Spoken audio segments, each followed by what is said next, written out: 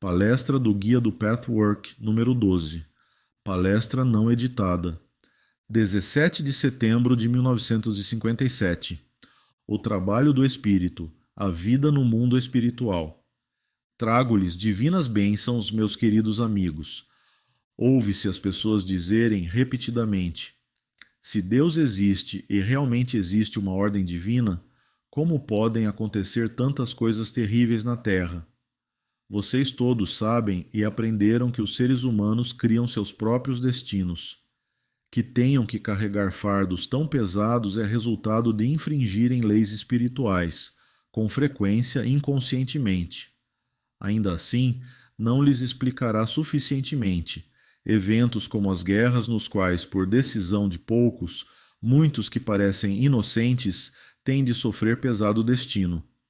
Ao que eu respondo: em primeiro lugar, mesmo em desastres de grupo ou de massa, um indivíduo nunca precisará vivenciar nada que não sirva ao seu próprio destino.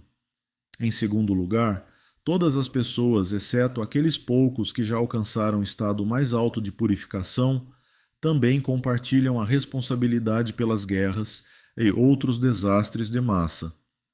Não apenas os políticos ou aqueles poucos que visível e publicamente moldam a história mundial devem ser responsabilizados pelas guerras, mas cada pessoa que com pensamentos e emoções impuras polui a reserva cósmica, e um dia isso deverá ter efeito. Cada pensamento de ódio, de separação, de egoísmo, de injustiça, de discriminação, de querer mais para si do que para o vizinho, enfim, cada pensamento que infrinja as leis de Deus é um tijolo na enorme estrutura espiritual, a guerra, que precisa primeiro ser formada em espírito antes de manifestar a destruição no plano material. Se somente pequena parte da humanidade semeasse a paz, as guerras não existiriam, apesar de alguns políticos inescrupulosos. A maioria, incluindo os meus amigos aqui, abriga pensamentos de ansiedade, se não pensamentos de ódio, de desconfiança e separação, como entre um grupo e outro. Tudo isso viola a lei da irmandade. Cada pensamento deste tipo, cada emoção é uma contribuição significativa para irromper a guerra. Isso não se aplica a pensamentos e sentimentos apenas, ou a reações individuais a questões e opiniões políticas gerais, mesmo quando as pessoas estão livres de falsas reações referentes à sociedade em geral, mas reagem em suas vidas privadas de maneiras negativas e errôneas, esta energia contribuirá para precipitar uma guerra ou outra catástrofe de massa. Somente quando vocês se purificam de dentro para fora, limpam suas emoções e pensamentos, e então preenchem seu destino da melhor forma, onde quer que estejam, poderão se tornar condutores da paz. De maneira indireta, ao viver espiritualmente, as pessoas fazem mais a favor ou contra a guerra do que políticos ou homens de Estado, meus queridos amigos. Questionem-se honestamente, entrem no sentimento, examinem-se quando enviam, talvez até agora inconscientemente, tal veneno que auxilia e favorece os poderes que promovem a guerra. Olhem para alguns dos seus irmãos com os quais talvez tenham dificuldades. Pode ser que estes os tenham ferido e vocês não consigam superar ou entender isto. Contudo, tentem olhar a questão de outro ponto de vista. Tentem ver que talvez a outra pessoa tenha reagido a você por cegueira, ignorância e grande insegurança interior, erroneamente tentando se proteger. Considerem quantas vezes vocês mesmos tiveram reação parecida e talvez tenham ferido outro ser humano, não porque queriam, mas porque dentro de sua própria insegurança cega acharam que esta era a melhor maneira de se protegerem. Na mesma medida que vocês mesmos fazem isto, isso será inevitavelmente feito a vocês por outros, embora nem sempre pela mesma pessoa. À medida que reconhecem e entendem essa situação, reconhecerão o comportamento do outro, até então inexplicável, pelo que é simplesmente da maneira que expliquei aqui. Com este entendimento, a ferida desaparecerá e a compreensão do outro lado aumentará consideravelmente, porque vocês mesmos a experimentaram e tornaram parte de sua consciência. Da compreensão vem a empatia, e este é o caminho do amor. Com o amor constroem sua felicidade, ganham conhecimento e sabedoria, preenchem suas vidas e assim contribuem para a causa da paz. Cumpram essa pequena tarefa, meus amigos, cada um de vocês, encarem-na seriamente e não superficialmente, e então sentirão grande libertação. Vocês se libertarão de um fardo. Tentem não focar sempre em si mesmos e em sua dor. Tentem ver o outro. Esqueçam de si mesmos por um momento, tentem entender o outro no sentido que expliquei anteriormente. Vejam a dor dele e não a sua. Vejam a insegurança dele e não a sua. Peçam a Deus que lhes dê a luz da verdade e do conhecimento para olhar toda a situação como realmente é, e não da maneira que vocês tentam mostrá-la do seu ponto de vista. Posso prometer-lhes, meus amados, que se verdadeiramente desejarem entender a necessidade e a solidão do outro, não experimentarão aqueles atos errôneos como dolorosos. Vocês podem se libertar do sofrimento concentrando-se no tu ao invés do eu e pedindo a Deus para dar-lhes a visão completa da verdade. Se este desejo estiver genuinamente presente, será atendido. Mas nós sabemos muito bem que vocês têm de estar realmente decididos para serem verdadeiramente motivados por um desejo genuíno. Considerem esta uma ocasião para se testarem. E agora, meus queridos amigos, gostaria de atender o desejo de alguns amigos e, como exceção, falar da vida nos mundos do espírito. Voltarei ao assunto no futuro quando surgir oportunidade, porque neste curto período só posso dizer pouco a respeito da imensurável complexidade dos mundos do espírito e suas diferentes condições e interrelacionamentos. Quando os seres humanos ouvem sobre as esferas do além, frequentemente pensam que é tudo muito parecido com as condições na Terra e não conseguem acreditar. Mas, na verdade, meus queridos, tudo o que vocês têm no seu mundo também existe no mundo espiritual, e muito mais. Pois os objetos terrestres são apenas o reflexo, a imitação das coisas espirituais correspondentes. Na realidade, estas não poderiam existir no seu mundo a menos que existissem primeiro em espírito. Portanto, as coisas espirituais não são como os seres humanos pensam com frequência, símbolos. É o contrário. As coisas terrestres são símbolos que representam a realidade espiritual. Há muito material nisto para se meditar. No entanto, as coisas do mundo espiritual estão em relação diferente às entidades espirituais do que uma coisa terrestre. Uma paisagem terrestre está para os seres humanos. No mundo espiritual, paisagens ou objetos são expressão mental, produto da mentalidade do respectivo ser espiritual. No mundo humano, os objetos ou paisagens parecem não ter nada a ver com o indivíduo. Acredita-se que existam independentemente do indivíduo, puramente funcionais, se é que se pode dizer assim. É lógico que para os seres humanos é difícil de entender, mas, oportunamente, seu conhecimento aumentará.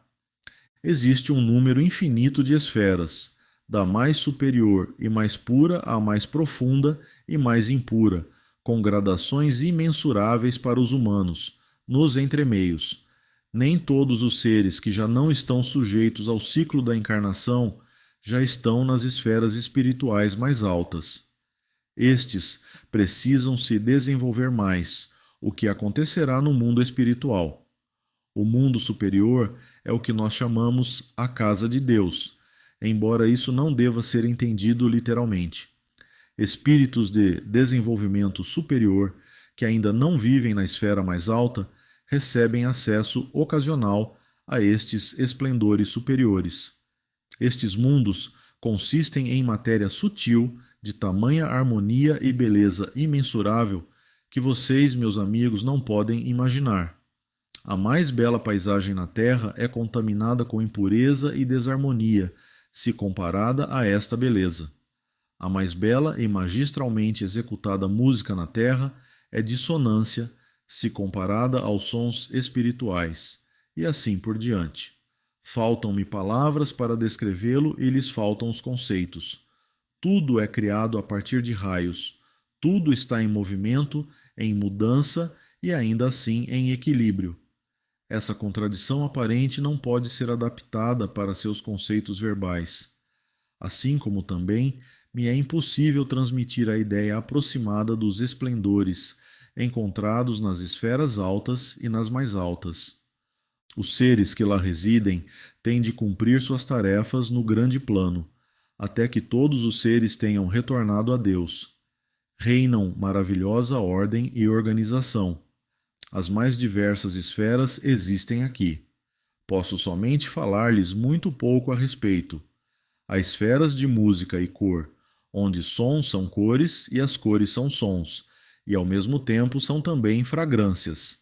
Na Terra tudo é separado, não há unidade. Uma esfera no mundo espiritual poderia ser chamada de esfera da ciência.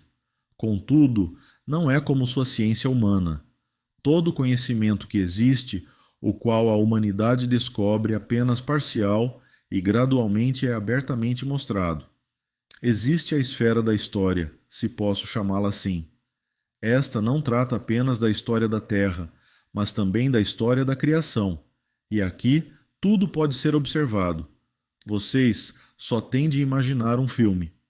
Tudo está gravado no sopro de Deus e se pode rever outra vez. Espíritos suficientemente avançados no seu desenvolvimento e que tenham um interesse específico assumem uma tarefa específica. São então guiados a essa esfera por especialistas espirituais e, com a ajuda destes, estudam por algum tempo para aprender o que é necessário e vantajoso para a tarefa escolhida. Eles aprendem o plano da salvação, a história da criação e tudo o que diz respeito a isso. Aqui também estão os planos esboçados para o futuro, apenas como moldura, dando para cada alma espaço suficiente para determinar tempo e consequências com seu livre-arbítrio. Essa esfera também é de beleza inimaginável. Então, há a esfera onde os espíritos das crianças que morreram são treinados e educados. Essa esfera também é de grande beleza. Existem muitas, muitas mais. As esferas que já não pertencem mais a esses patamares também contêm notável beleza. Nestas também, a beleza é maior do que o que há de mais lindo na Terra. Muitas possibilidades e variedades das esferas que mencionei existem também aqui. Mas sua perfeição não é tão completa quanto das esferas similares dos patamares superiores. Tudo depende do estágio de desenvolvimento das entidades. A receptividade para a felicidade, harmonia e inteireza depende completamente do estágio de desenvolvimento. Existem esferas de purificação das quais a Terra é uma. Estas esferas de purificação existem em vários níveis de desenvolvimento. Existem, além dessas, muitos tipos de escolas e universidades. Existem hospitais, meus queridos, onde almas aflitas são cuidadas e curadas. Existem locais de descanso, também em diferentes graus, tudo correspondente ao desenvolvimento para espíritos que deixaram seus corpos e para espíritos que vieram descansar no mundo espiritual após o cumprimento de uma grande tarefa. Esses seres precisam de descanso por certo período. Outras esferas poderiam ser chamadas de esferas de recepção. Também são bonitas e com frequência, mais que sua esfera terrestre. Estas são para entidades espirituais que talvez ainda não estejam no nível de merecerem contentamento contínuo. Entretanto, cumpriram bem com suas vidas, dentro dos limites de suas possibilidades, e precisam e merecem um tempo de recuperação antes que possam retomar o seu caminho de desenvolvimento. Dentro de uma extensa esfera com diversos departamentos, existem lugares específicos onde são preparadas as encarnações. Em hospitais de tipo muito específico, entidades espirituais medicinalmente treinadas trabalham na preparação de fluidos, como já expliquei. Fluidos são misturados, tornando a entidade inconsciente no momento. Em outra parte desta esfera são discutidas as encarnações. Aqui, seres superiores especificamente treinados conhecem com exatidão as leis e as encarnações passadas de uma alma individual. Estudaram a carga ainda necessária para terem méritos, habilidades, o que foi cumprido e o que ainda permanece. Conhecem o caminho inteiro do destino da alma individual, de forma a serem capazes de averiguar e planejar as circunstâncias e condições mais vantajosas para a próxima vida na Terra, incluindo os méritos e obstáculos que cada entidade deve trazer para a Terra para seu maior progresso. O ser que está para encarnar discute a vida vindoura com os seres superiores, expressa seus desejos e ouve conselhos. Existem também as diferentes esferas de purificação e gradação, cada uma de acordo com estágios de desenvolvimento. Futuramente falarei mais a respeito de como os destinos das entidades se desdobram e como o desdobramento influencia o processo de purificação e de que consiste esse processo. Compreenderão então as funções das diferentes esferas de purificação. Aqui apenas direi bem brevemente que há uma esfera específica onde uma vida é vista, às vezes até muitas vidas. Algumas vezes, a última vida é relacionada com a que a precedeu, e somente a comparação entre as duas propicia a completa compreensão. O espírito que recém concluiu a sua vida terrestre vê sua vida com tal clareza que não mais pode fingir e dar desculpas como os humanos gostam de fazer. Estes têm a tendência de deslocar seus reais motivos e usar uma máscara de maneira que as suas correntes puras se poluem por qualidades impuras. Mas aqui tudo é claro e aberto. Isto não deve ser confundido com o famoso fenômeno pós-morte, em que a pessoa vê sua vida se desenrolar frente a seus olhos em sequência muito breve. Isso é outra coisa. Ocorre sempre, mas neste caso acontece muito brevemente, e o espírito humano vê o quadro de sua vida passada quase indiferentemente, por assim dizer. Parece se tratar da vida de outra pessoa. Não se afeta, não se emociona, vê a vida de forma objetiva. Na esfera da purificação, o processo é mais prolongado e dura o tempo necessário para que entendam o que até agora recusaram-se a entender. O que pode ser doloroso. Você realmente sente que se trata de você. Revive sua vida. Acontece que a vida terrestre é avaliada um tanto diferentemente do que o é aqui na Terra, onde ainda está no seu corpo. Uma vez que o corpo cerca o espírito e o aprisiona, o sofrimento de cada tentativa e sopro do destino são grandes. Experimentar alguma coisa difícil lhes parece assustador, mas, desde que tudo esteja bem por fora, estão felizes. Já nestes domínios da purificação, os quais de maneira alguma são esferas superiores, a experiência de olhar para as cenas que se revelam da sua última vida é inteiramente diferente. É possível que um destino pesado que você tenha sofrido na Terra o tenha deixado muito triste na ocasião, mas desde que você tenha passado por ele bem do ponto de vista espiritual, isso lhe traz agora, ao experimentá-lo de novo olhando o filme, o sentimento de infinita paz e a sensação de felicidade por ter passado no teste e aprendido. No entanto, um tempo agradável passado com satisfação pode lhes causar grande inquietação se, durante este tempo, a tarefa espiritual não foi cumprida. Vocês revivenciarão a vida frequentemente logo depois de terem deixado o corpo. Isso é importante entender, mas sentirão e julgarão a vida de forma diferente. Os momentos felizes na Terra podem, portanto, não coincidir com sentimentos de felicidade quando, um dia, olharem outra vez sua vida.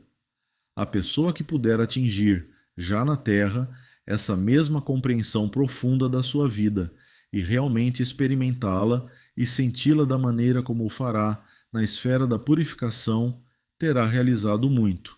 Sua purificação será mais rápida e menos dolorosa, e lhe dará paz e satisfação. Essa é a verdade por trás do equívoco humano de que aquele que carrega o fardo mais pesado na terra pode experimentar grande alegria no mundo espiritual, e vice-versa. Não digo que isso sempre acontecerá. Uma pessoa pode não enfrentar bem um destino difícil e pode não provar a si mesma, mas apenas tornar-se mais amarga e separada de Deus. Outra pessoa pode se provar digna durante os períodos de boa sorte, trabalhando até mais ativamente em seu desenvolvimento espiritual. Mas isso é mais raro. Vivenciar plenamente um destino pesado muitas vezes já traz um avanço e uma noite a menos nas dívidas kármicas, e ajuda a empreender seu desenvolvimento posterior com menos peso. Então, na esfera da purificação, você vê sua vida passada de um ponto de vista completamente diferente da perspectiva terrestre. Este ponto de vista corresponde à verdade. Cada vez mais devemos observar a tristeza e o remorso, uma vez que tantos seres se arrependem de não terem reagido diferentemente nesta ou naquela situação. Perguntam-se repetidamente: por que eu não consegui ou não quis ver? Agora tudo faz sentido. Ou, por que não entendi a ajuda que me foi oferecida? Por que me fechei para ela? Por que não quis ver o verdadeiro significado da vida, cumprindo o objetivo pelo qual vim? Por que me recusei a acreditar que esta vida não era a única realidade, mas apenas um elo da corrente? Muito daquilo que a pessoa pôs de lado como não importante ou acidental se torna claro nesta fase da purificação. Lá no fundo, o espírito entenderá as causas. O significado se abrirá claramente por conta das cenas que não refletem somente a vida externa, mas também correntes e reações da alma. Você entenderá que não fez outras escolhas, porque eram muito desconfortáveis, preferindo convencer-se de que, de qualquer jeito, tudo é sem sentido. Então, por que fazer alguma coisa? Vocês, seres humanos, não querem fazer o esforço envolvido em se desenvolverem e, frequentemente, ou pelo menos um lado de vocês se recusa a aceitar este fato. Algumas esferas servem para treinar os espíritos para tarefas no mundo espiritual, que se referem a humanos, espíritos e muito mais. Espíritos especiais são treinados para ser o que poderíamos chamar de espíritos com missão. Eles se dividem em diferentes grupos. Tomemos um infortúnio na Terra, como, por exemplo, um acidente de trem. Não é tarefa destes espíritos com missão proteger as pessoas que não estão destinadas a morrer. Esta é sempre a tarefa do espírito guardião. Os espíritos com missão desempenham a tarefa de receber os seres que vêm a nós de repente e completamente despreparados. Outros espíritos com missão são especificamente treinados para receber pessoas que morrem de maneira diferente, guiá-las e oferecer-lhes ajuda.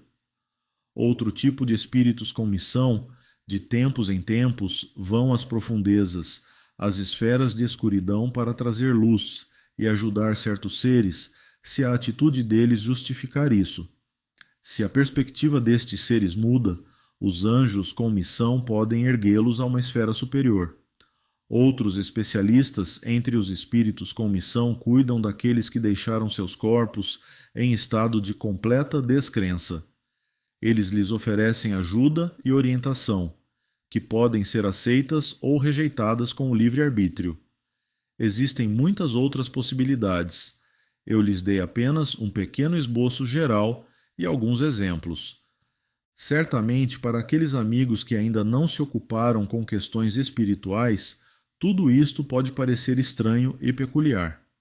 A compreensão só virá quando os obstáculos internos forem eliminados e o autoconhecimento acontecer, quando estiverem dispostos a examinar-se honestamente e ver se ainda permanece alguma resistência contra a aceitação dessas verdades. Repetidamente, observamos a resistência. Pode ser, como eu disse antes, que as pessoas se intimidem de se conhecerem verdadeiramente, de se desenvolverem no caminho, de superarem suas resistências. Preferem afastar o que é desagradável reconhecer em si mesmas. No entanto, Esse é um requisito de desenvolvimento espiritual para todos, não apenas para os que estão à frente do caminho. Pode ser também que este encolher-se seja causado pelo medo do desapontamento.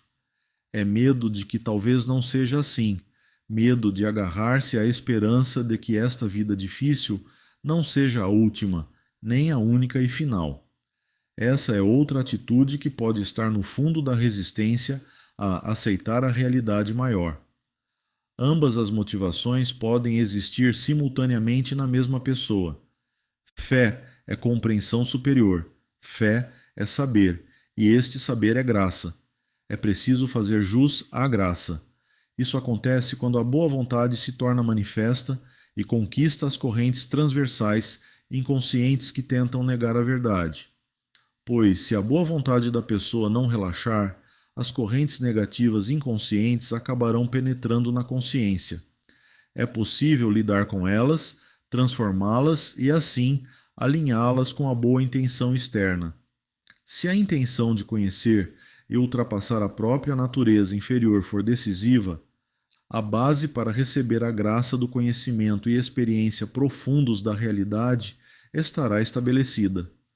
Pois seu mundo terrestre não é a realidade, meus amigos, mas o mundo espiritual é imperecível e a única verdade é a que podem sempre se agarrar.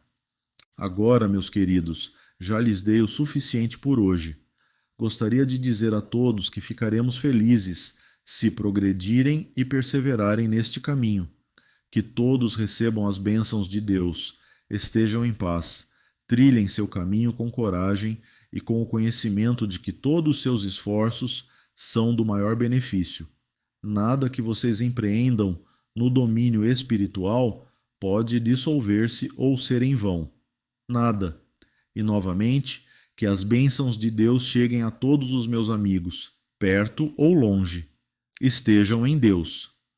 O direito autoral do material do guia do Pathwork é de propriedade exclusiva da Pathwork Foundation.